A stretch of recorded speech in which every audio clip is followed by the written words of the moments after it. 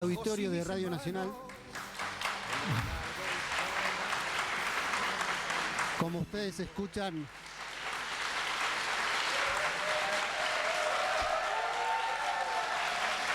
bueno,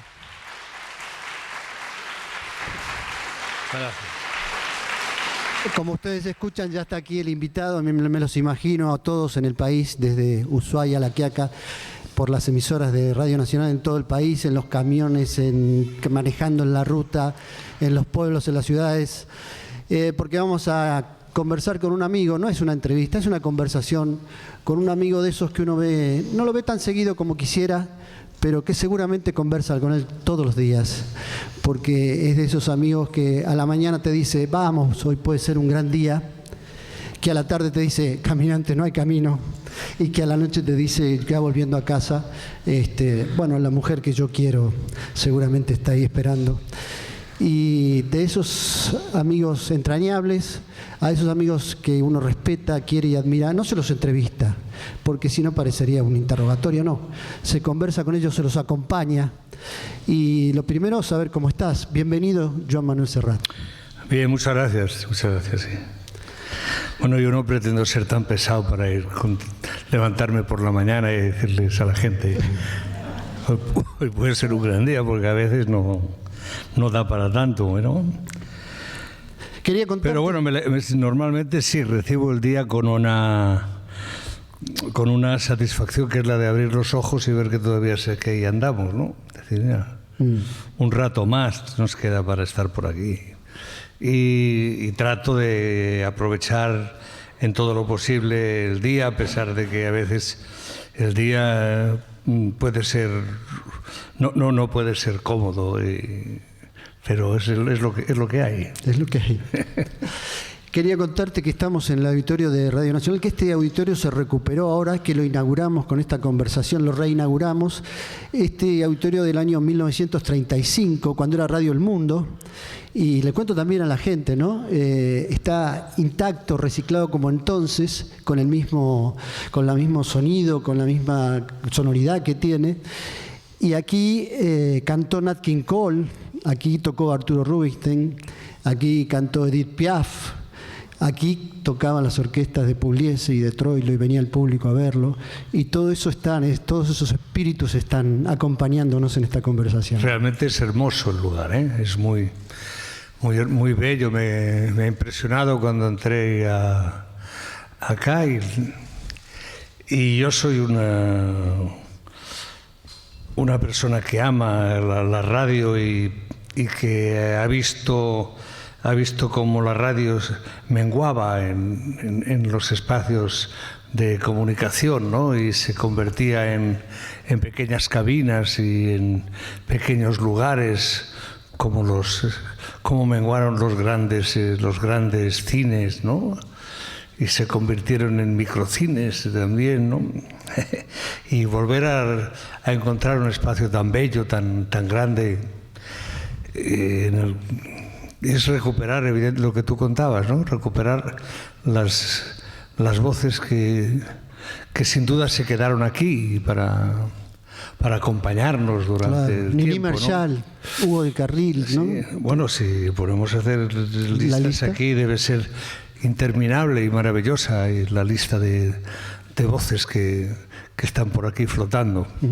Para iniciar, había pensado en algo que, después de ver tantos recitales que te he visto y he tenido la suerte de entrevistarte o de conocerte en otros momentos, recitales históricos como cuando fue tu regreso después de la dictadura, me pasó algo el otro día en el Colón y quería comentarte eso, porque es la primera vez que me pasa. Primero, el momento en que pisas el escenario y todo un teatro del Colón colmado se para con una ovación, y pensaba en ese golpe emocional, si lo sentimos nosotros como espectadores, porque al poco tiempo estábamos todos muy sensibles, yo lo veía alrededor mío, casi llorábamos. Me imaginaba lo que debe ser para el artista entrar así al Colón y ver un teatro que te hace ese reconocimiento, ¿no? Es maravilloso. Es un golpe emocional muy fuerte. Lo que yo casi te diría que el artista debe hacer un esfuerzo para no dejarse llevar por por esta sensación de gratitud y de afecto que va y vuelve, ¿no? Y realmente han sido unos conciertos muy, muy hermosos, con independencia que evidentemente el ámbito crea una liturgia, quieras que no, y el ámbito del Colón es muy impactante en el mismo, ¿no? Pero además han sido unos conciertos en los que he tenido la alegría de poder trabajar y hacer música con una orquesta de gente, pues de toda edad,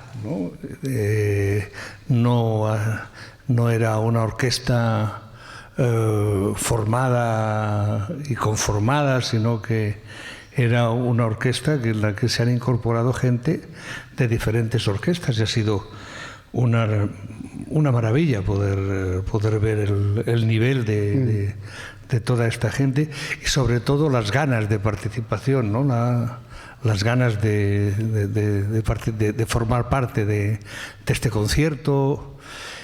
Y el resultado ha sido fantástico, porque todo se podía haber conjugado todo, es decir, desde el ámbito, el público, la orquesta y mi ilusión, y podía haber ido de otra manera, pero ha sido realmente muy, muy agradable, muy hermoso.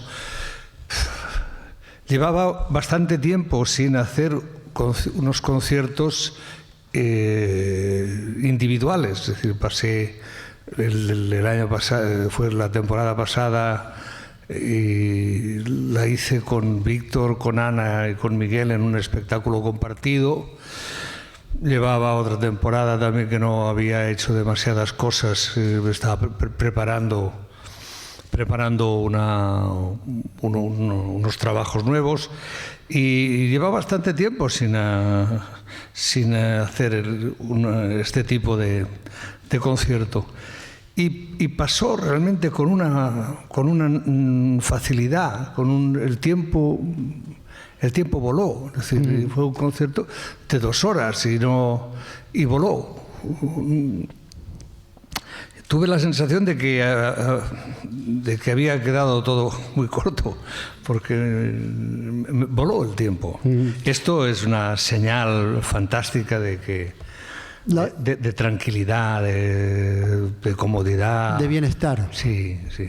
La otra cosa que quería contarte en relación al concierto, el otro día, lo que me pasó por primera vez, es que a la salida me di cuenta por primera vez qué era lo que me pasaba, y que creo que le pasa a mucha gente cuando va a verte. Uno entra a ver un recital de Serrat, entra en conflicto con, como decía Humberto Constantini, con cuestiones con la vida, por lo que sea, por cómo está con su trabajo, con su historia personal, con su salud, con lo que sea, con el piquete, con el auto, con el tránsito, y entra así y sale humano. Sale con ganas de abrazar a la gente, de conversar, de preguntarse ¿por qué no podemos resolver todo esto juntos? O sea, hay una línea que va de lo salvaje a la humanidad, que se produce a propósito de algo que transmite tu obra, tus canciones, y la forma en que lo contás y la forma en que la expresás fuera también como referente artista. Y uno siente que hay algo interno que lo lleva a decir, bueno, hay una forma de convivir, tendría que haber una forma de que podamos resolver todo esto juntos. Me alegro de poder colaborar a que la gente individualmente entienda que forma parte de una colectividad, que es esto, ¿no? Que forma parte de un grupo, que no es exclusivamente una tribu, sino que es algo que va un poco más allá, ¿no? Y me alegro de poder ahuyentar fantasmas, que la gente pueda dejarlos a la puerta del teatro y que en el tiempo que dura el espectáculo, que dura la función, que dura esta interrelación de público y artista, pues estos fantasmas se diluyan y ayuden a que la gente encuentre unos caminos de paz y de bienestar, porque también es lo que yo busco en el escenario. También busco ahuyentar también mis fantasmas y poder alcanzar esta comunión con los demás. Tampoco lo consigo siempre, ¿eh? Claro. No, tampoco porque uno vive mediatizado por muchas cosas y un artista tiene no solamente es un espíritu cándido que se monta en una nube y que como Sinbad puede viajar de un sitio a otro por encima de las cosas, de la realidad, ¿no? Uno vive sujeto de todo lo que tiene que hacer en el escenario para ser capaz de crear esta sensación, este estado de ánimo, una serie de cosas, llamemos conmoción, ¿no? Sin pretender ser excesivo en la palabra, ¿no? Pero sí, un artista ha de conmover, un artista que no conmueve no es tal.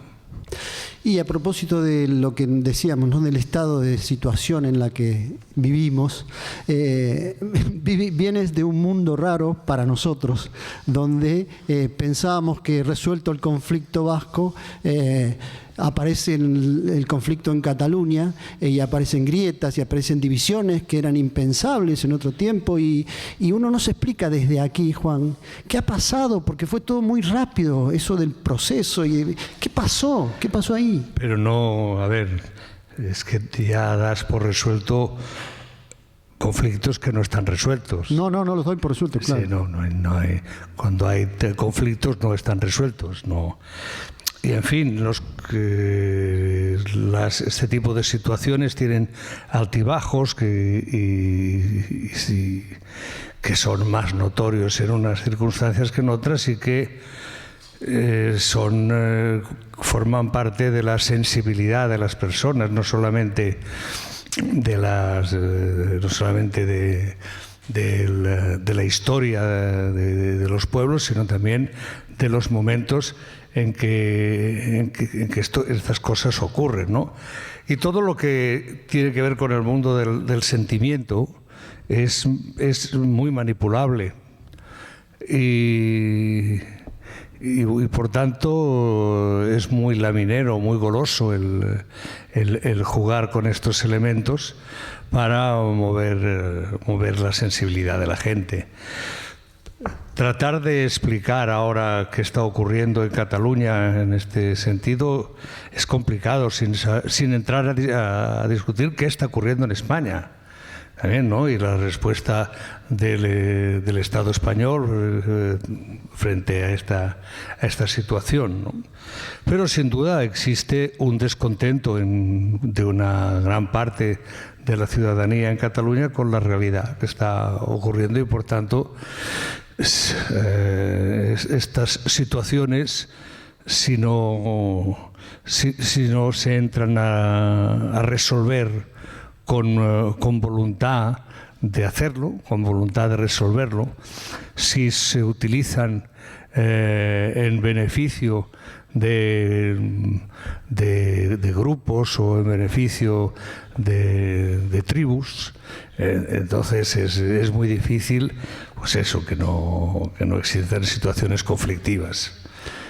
Y te has involucrado además de tal forma que han sido polémicas, algunas declaraciones te han contestado.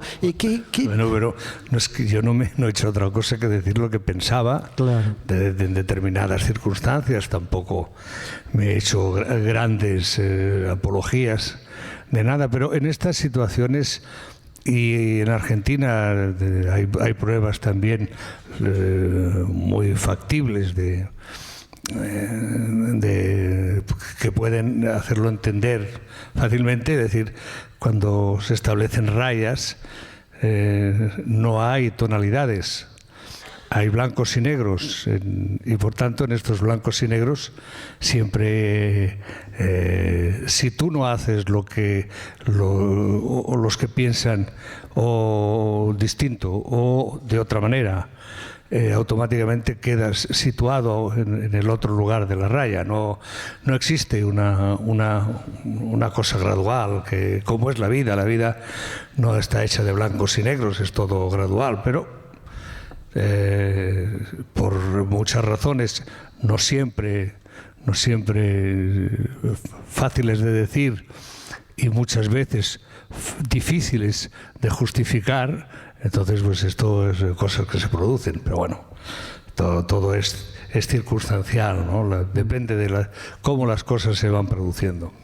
Claro, hay como brotes que se van sucediendo, ¿no? Porque pasó con los escoceses, pasa con Cataluña, pasaba antes con los vascos. Estas grietas que abren, ¿te parece que sea el resultado de un sistema, de algo que está fracasando, de algo que se está abriendo? Porque se reproducen en muchos lugares, ¿no? Bueno, los conflictos siempre son resultados de fracasos. Pero este tipo es decir, el nacionalismo se puede ver desde un lado o desde otro siempre. Es decir, el nacionalismo de un lugar no exime a la totalidad de su responsabilidad nacionalista también. Es decir, de la manera que existe un nacionalismo catalán, existe un nacionalismo español. Y de la manera que existe un nacionalismo escocés, existe un nacionalismo inglés, ¿no? Es decir,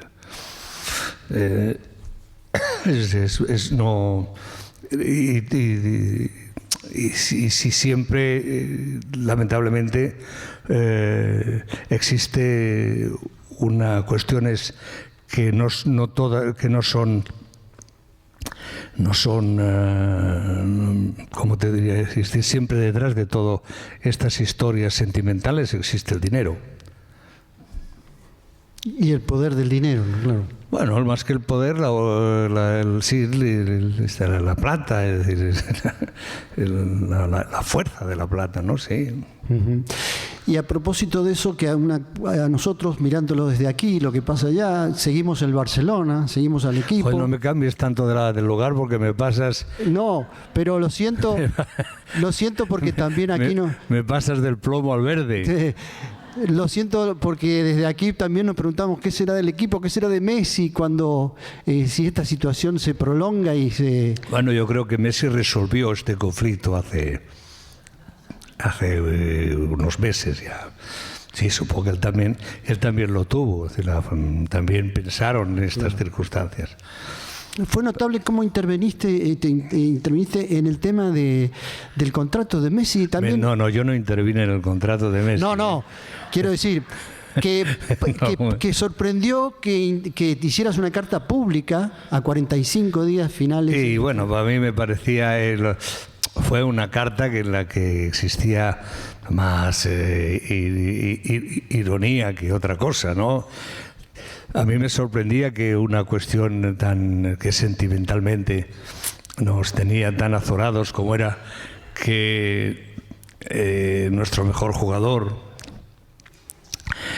y digo nuestro mejor jugador refiriéndome al club, que nadie haga otras suposiciones, pero este extraordinario jugador que lleva 20 años con nosotros y que es realmente el gran referente del fútbol mundial, pues no tuviera cerrado el contrato y pudieran pasar cosas que no nos gustarían. Entonces yo hice una carta muy sencilla y en la que pedía al presidente responsabilidad y que acelerar, que nos contaran qué pasaba. Pues como lo que he hecho en general en todas las cosas. Yo cuando intervengo de alguna forma, yo creo que en asuntos públicos, sean deportivos la renovación de Messi o de otro tipo, normalmente lo que acostumbra a ocurrir es que pienso que no me han contado las cosas, ¿no? Es decir, que se establecen unas situaciones y unos juicios de valor en los cuales las cosas no están contadas. No está contado. Por ejemplo, en el caso de Messi, ¿qué leches está pasando? Es decir, ¿por qué no firma? ¿A qué se debe que nos estén vacilando todo el día diciendo que todo está arreglado, pero no se arregla, ¿no? En fin, todo. Y bueno, y en otras cuestiones, pues por ejemplo, en cuestiones políticas en las que se valora los argumentos patrióticos y se enarbolan todo tipo de banderas. Yo pregunto, bueno, muy bien, pero ¿esto a cuánto saldrá por ciudadano? Es sencillo, ¿no? ¿Cuánto nos tocará pagar de esto? Bueno, pues también no estaría mal que nos contaran este tipo de cosas que normalmente pues no nos cuentan. ¿No? Nos claro. Cuenta la administración, tiene una cierta tendencia a contar unos valores, entre comillas, que a la gente realmente no le redundan o en la canasta de la compra o en el colegio de los hijos o en los hospitales o en todas estas cosas.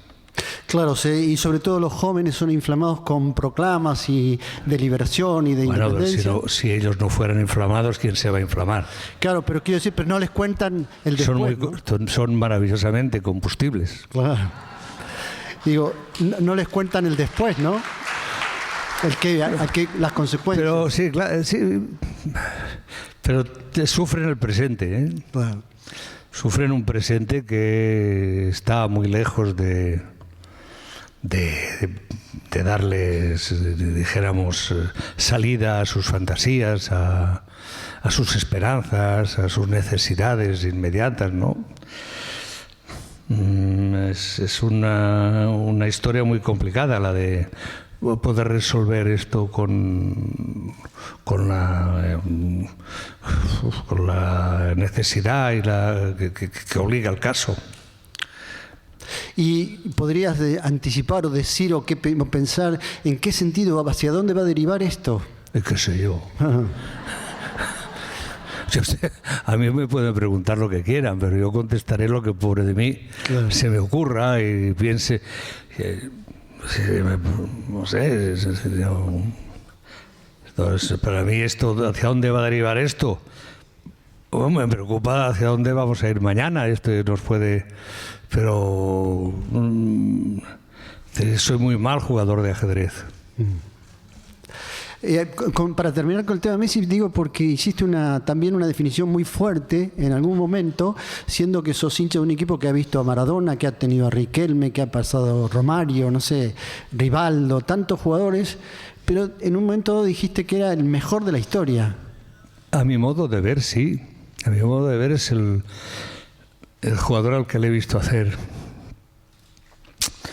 las cosas más hermosas que he visto y el mejor Maradona no estuvo en Barcelona, el mejor Maradona seguramente estuvo en Nápoles y en Boca Juniors y probablemente en Argentinos también, ¿no? Pero en Barcelona, pobre Diego, tuvo una temporada muy aciaga con una lesión que le hizo mucho daño. Riquelme no estaba seguramente muy alejado de su cada día y estaba un poco muy poco estimulado, ¿no? Es decir, Romario y Rivaldo han sido otros casos distintos. Hay otro muy interesante que es Ronaldinho, que es un jugador al que yo personalmente le debo mucho porque fue el jugador con el que mi mujer empezó a ver fútbol.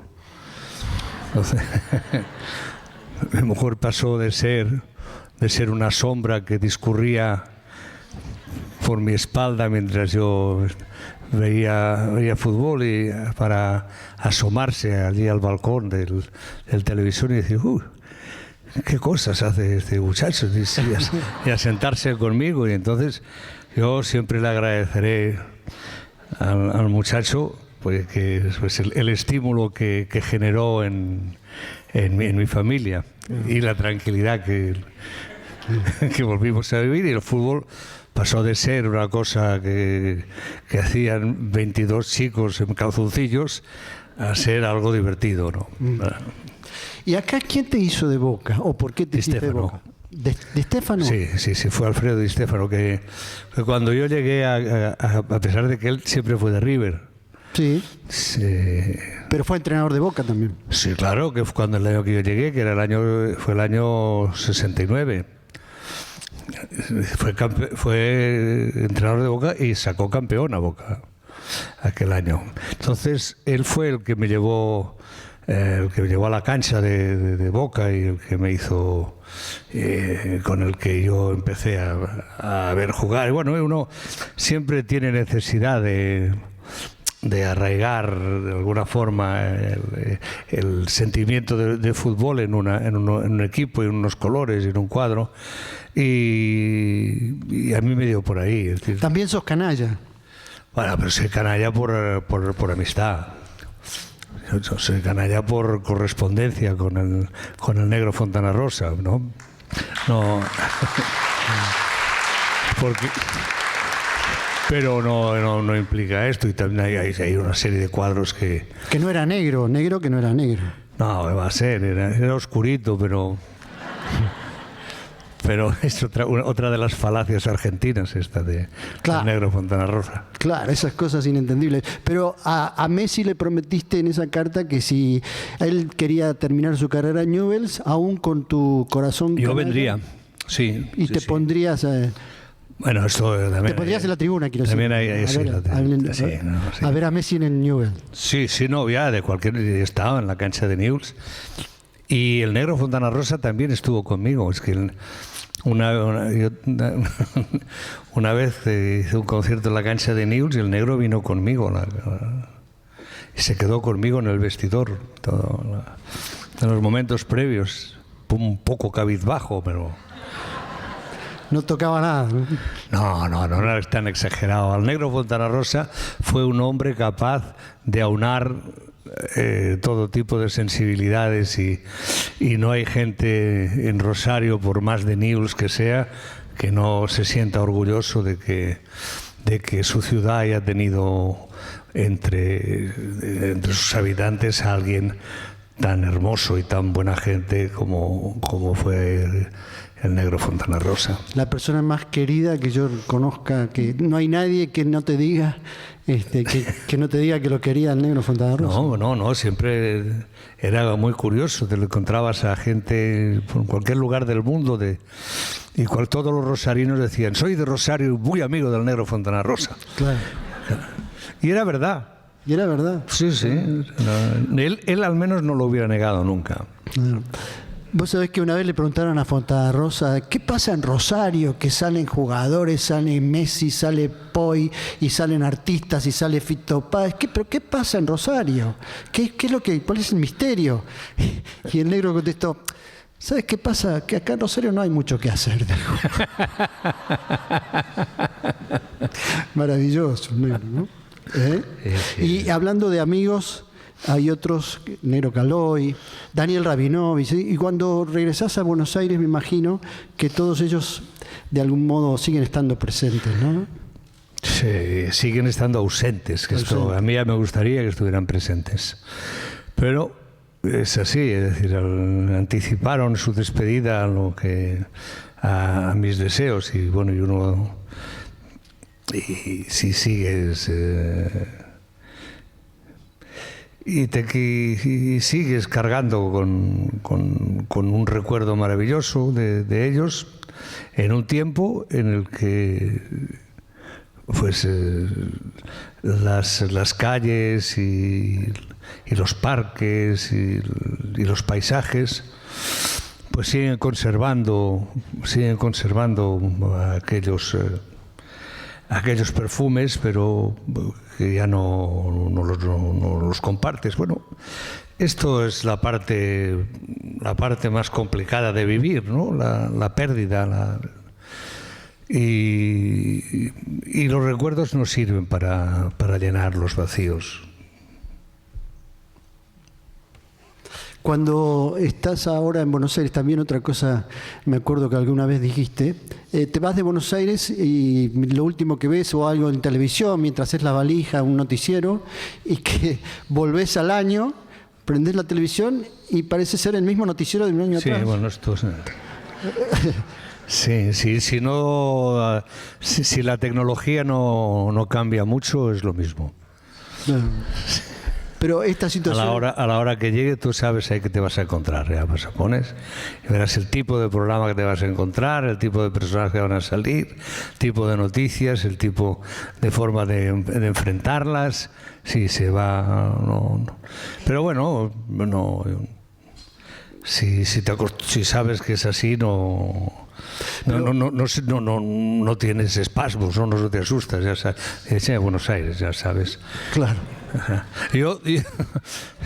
Si yo tuviera que dormir la siesta, que es una cosa que recomiendo fervorosamente a la humanidad, en otro lugar de Buenos Aires, seguramente sería muy difícil que pudiera hacerlo con el ambiente de los bombos que tengo yo a diario aquí. Aquí me acuesto y escucho los bombos tranquilamente y me duermo acunado con toda normalidad, ¿no?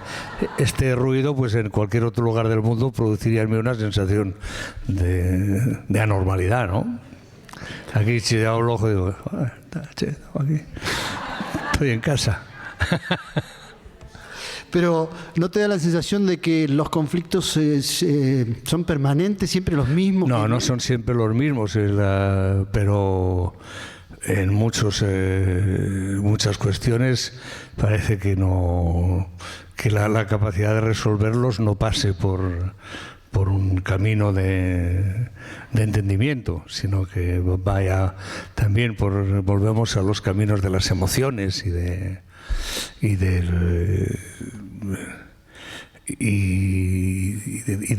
los tiempos idos, ¿no? Claro.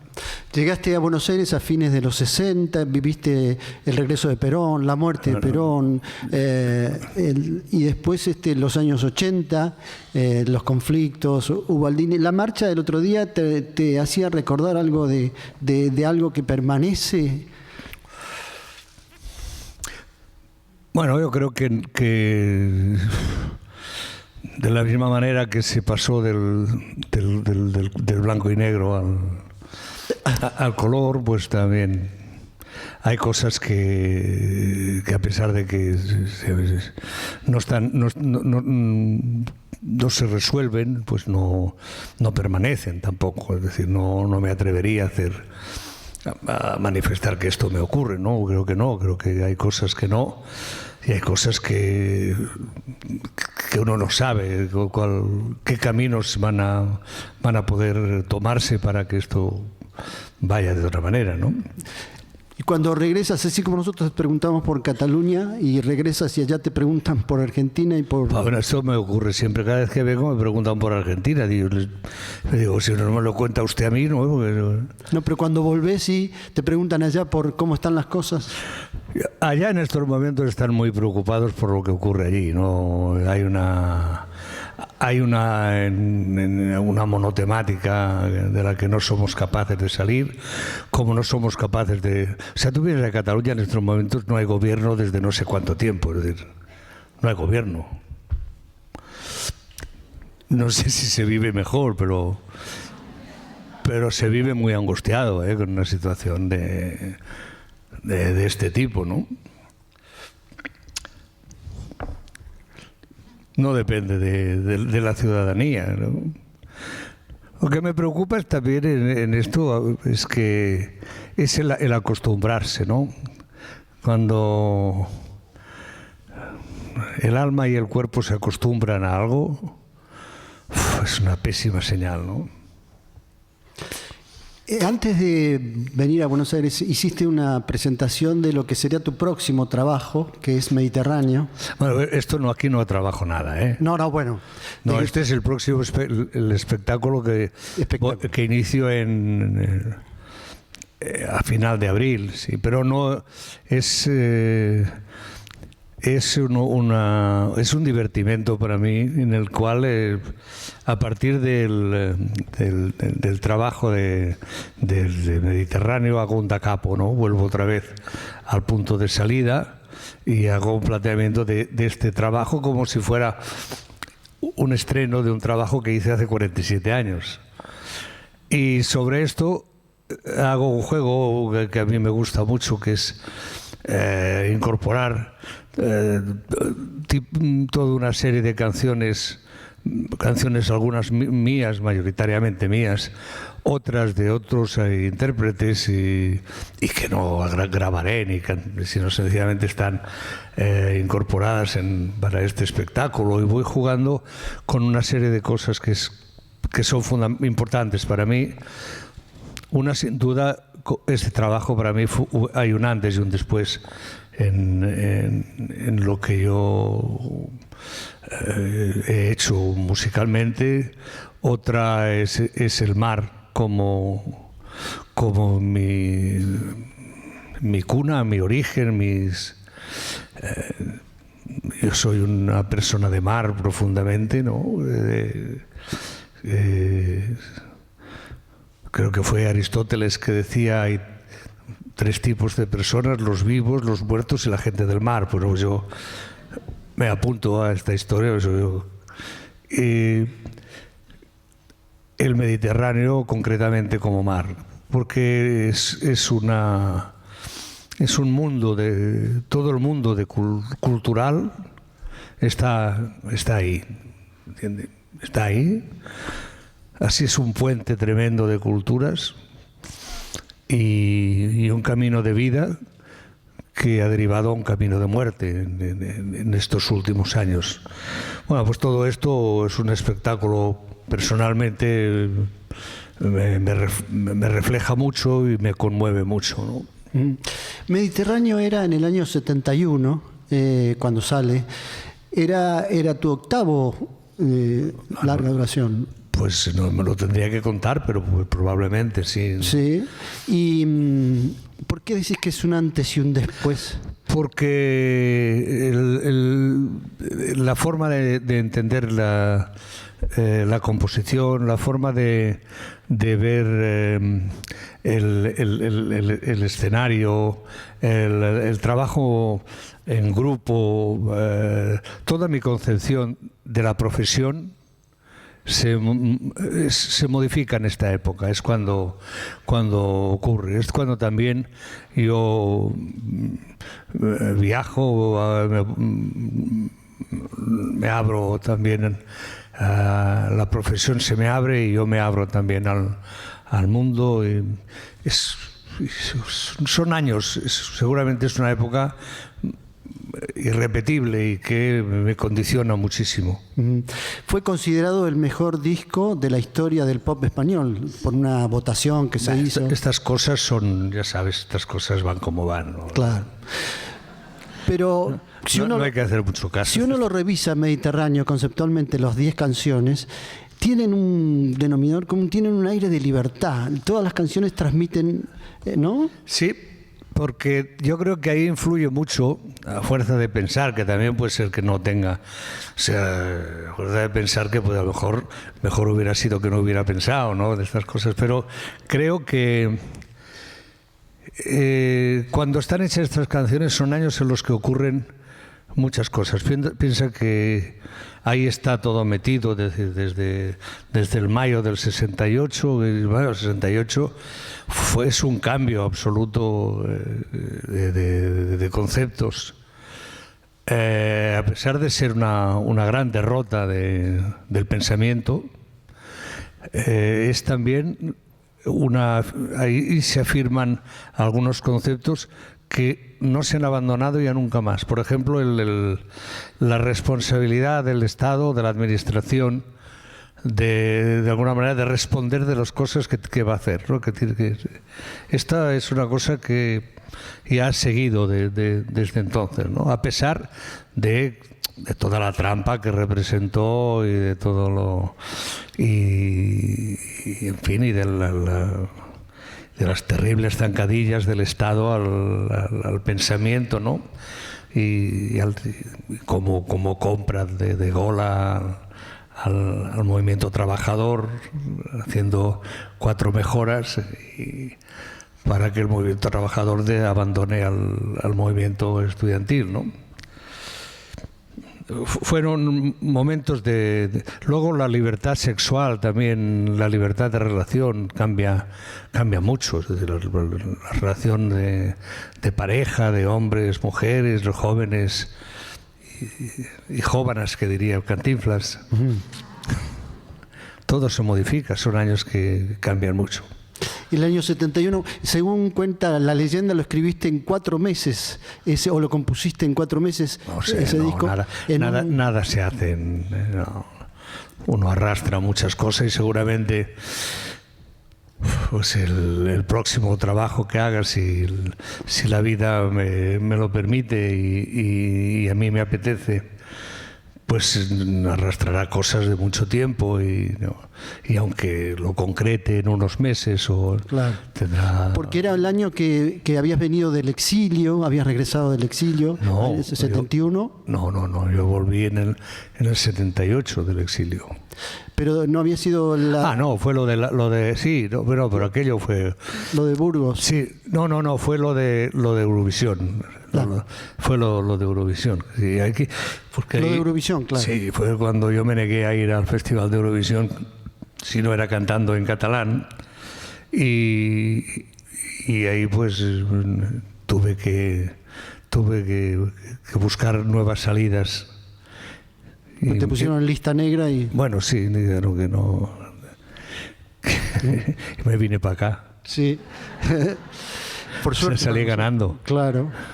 Y no, cuenta, digo, porque leí la historia de la canción que se escribió en un hotel que se llama Valle. Sí, bueno, esto fue en la orilla del mar.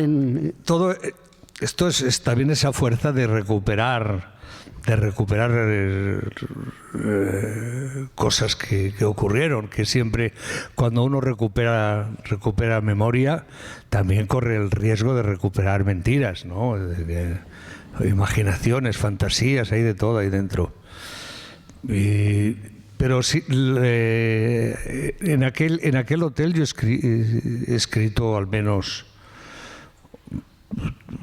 parte de 3 discos, uno de ellos Mediterráneo y otros 2 es un hotelito pequeño ya desaparecido en el que yo me iba a vivir algunas temporadas, normalmente en temporada baja, donde había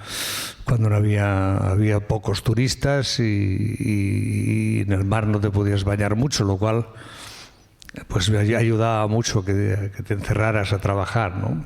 Y se iba a llamar, según también cuentan, Hijo del Mar o Hijo del Mediterráneo. No, estos uno apuntaba un nombre, claro, para saber a qué canción correspondía. ¿Y cómo fue el proceso? Si hay algún proceso o algo que uno pueda contar de cómo se compone una canción. No quiero colaborar más a las mentiras y sueños de todo esto. No tengo en estos momentos de idea, y además como no lo he contado esto, o sea, quiero decir que no hay un hábito en mí de contar esta historia, no se ha consolidado ninguna mentira claro.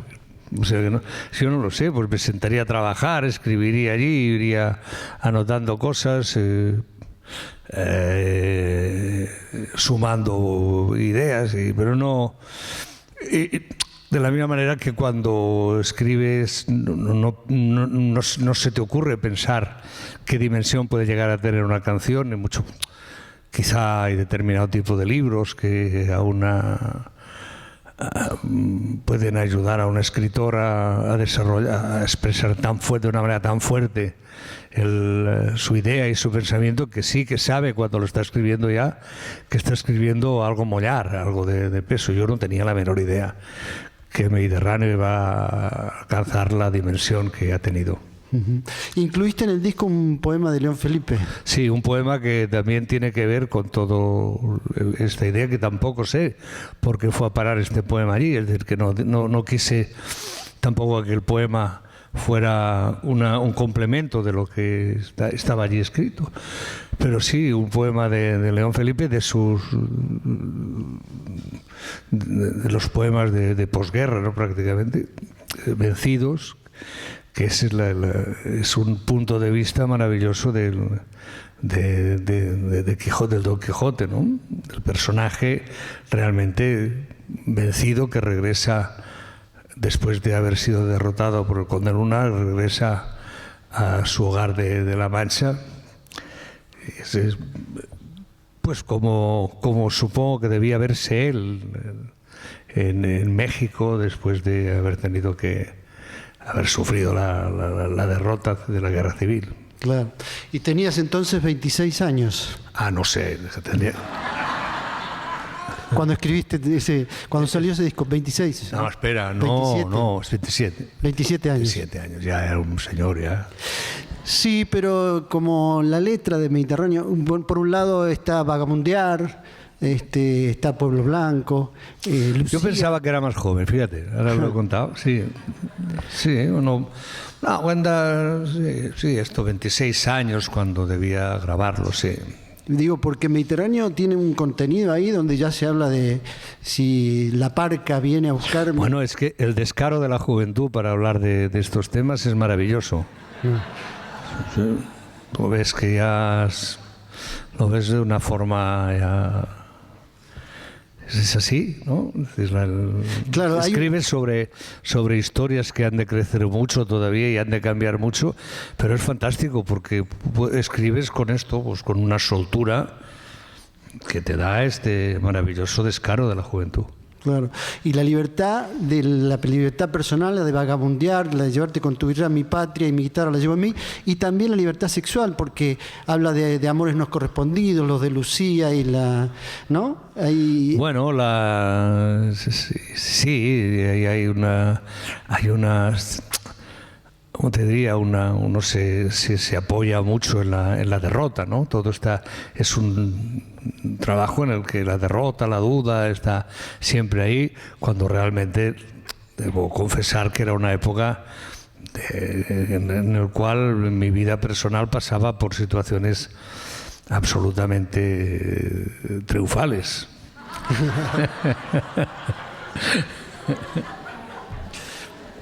O sea, Lucía está dedicado ahí. Sí, bueno, está dedicado, sí, perfectamente. Sí. Tiene dueña esta canción. No es un nombre elegido al azar. No.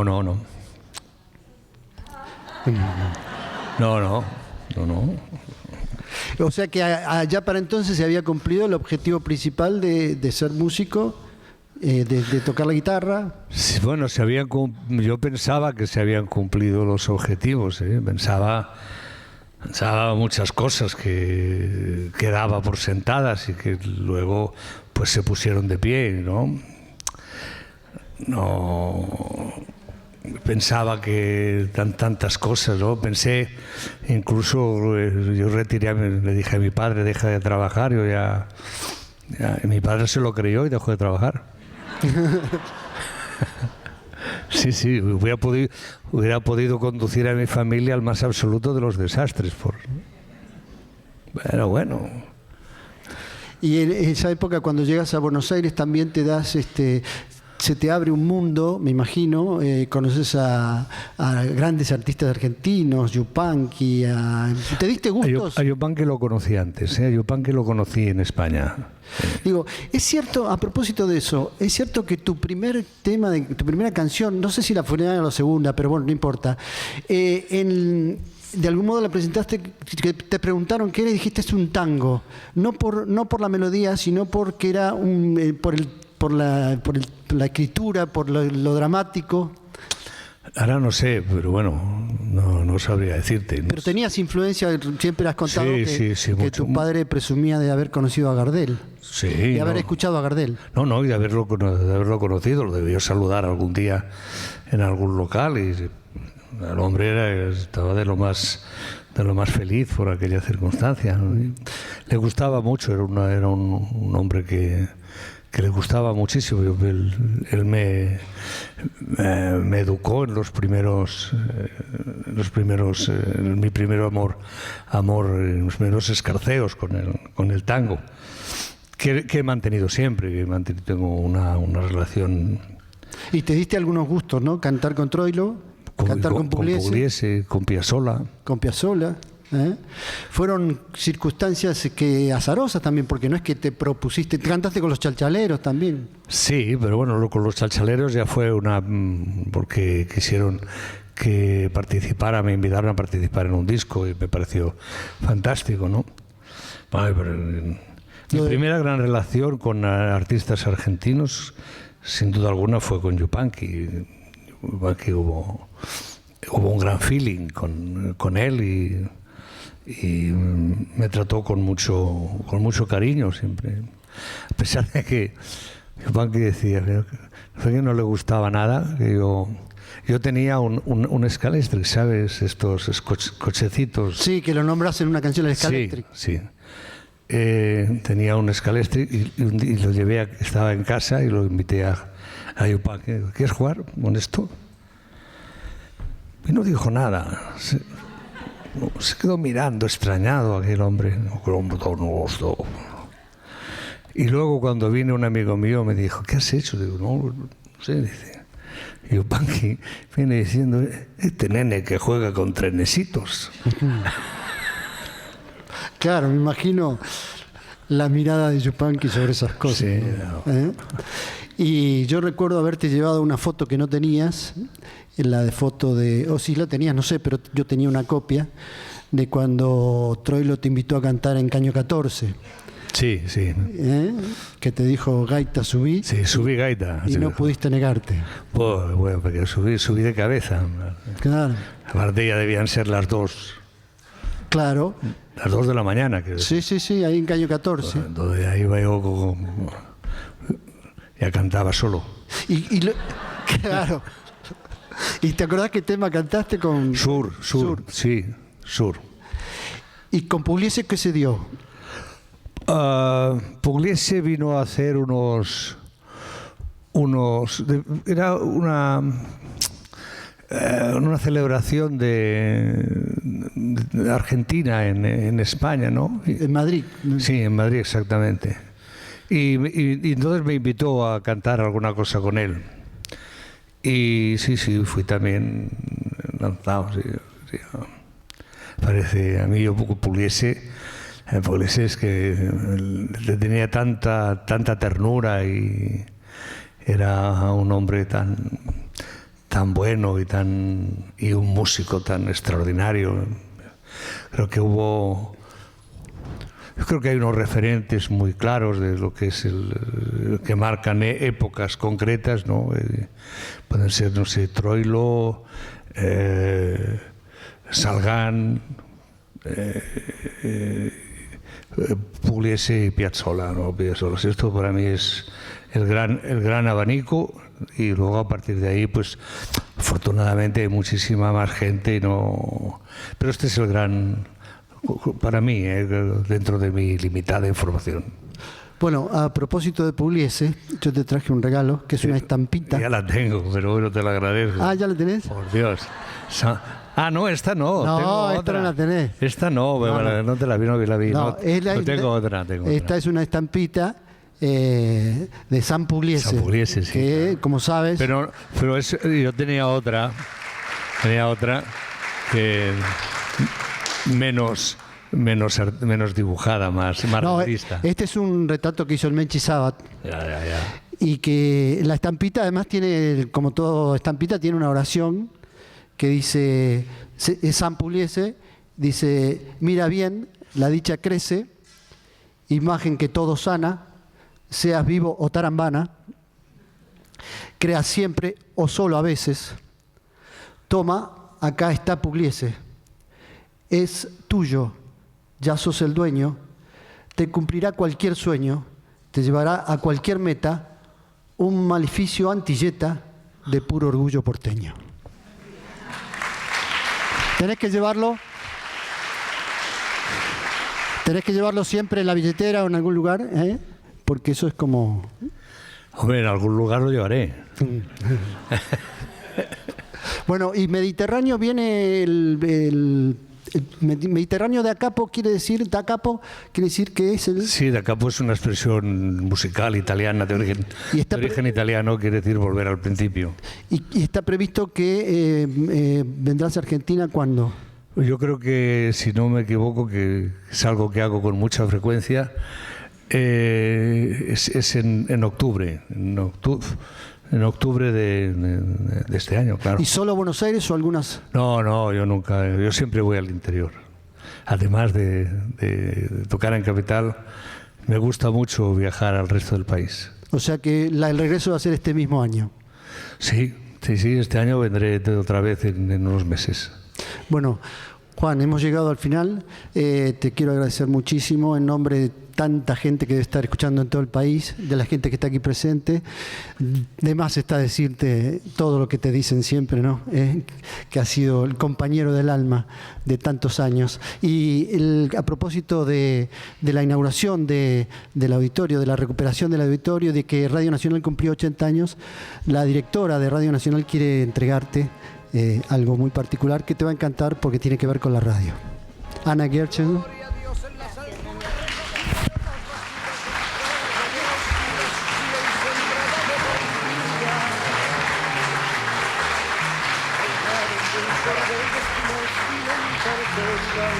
De papel, verdes, rojas y amarillas. Lindo, ¿eh? Sí, muy lindo, muy lindo. Y bueno, y así llegamos al final. Gracias a todos por venir y a vos, Uble. Muchas gracias, buenas noches ya, debe ser oscurito. Sí. Y hasta siempre.